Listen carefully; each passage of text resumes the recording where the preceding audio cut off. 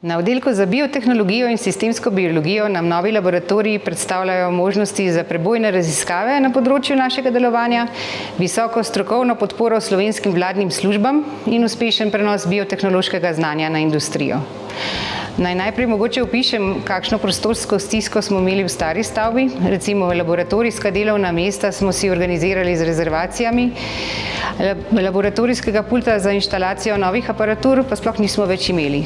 V novih prostorih bo tako mnogo lažje organizirati delo, ločeni bodo diagnostični laboratoriji za analizo bolezni rastlin in za določanje GSO in raziskovalni laboratoriji, ki tudi zahtevajo nekoliko drugačno ureditev.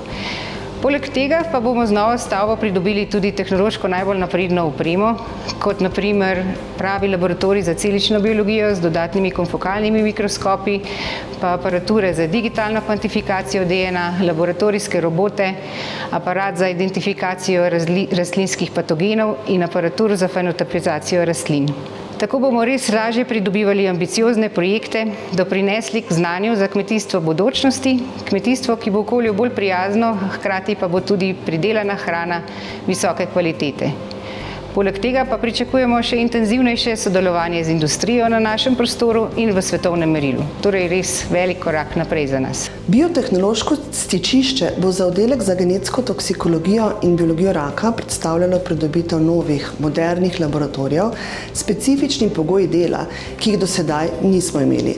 Ustrezni laboratorijski pogoji in predvsem najsodobnejša oprema, ki jo bomo pridobili, bodo omogočali vrhunsko znanost na raziskovalnih področjih, ki se prepletajo znotraj našega oddelka, kjer naj izpostavim ekotoksikologijo, genetsko toksikologijo, biologijo raka in pa imunologijo in celično imunoterapijo. Nova vrhunska oprema, kot so konfokalni mikroskop, pretočni citometer, oprema za analizo slike in podobno, bo omogočala poglobljene in kvalitetnejše raziskave mehanizmov delovanja proučevanih spojin in pa molekularne procese, ki se vršijo v živalskih in človeških celicah. Po drugi strani pa tudi raziskave bolezni, kot so rakava obolenja. Poleg tega bomo opremili laboratorij za gojenje rib cebric, ki se v zadnjem času zelo intenzivno uporabljajo za proučevanje vpliva kemikalij na eni strani na okolje in pa vpliva na človeka na drugi strani.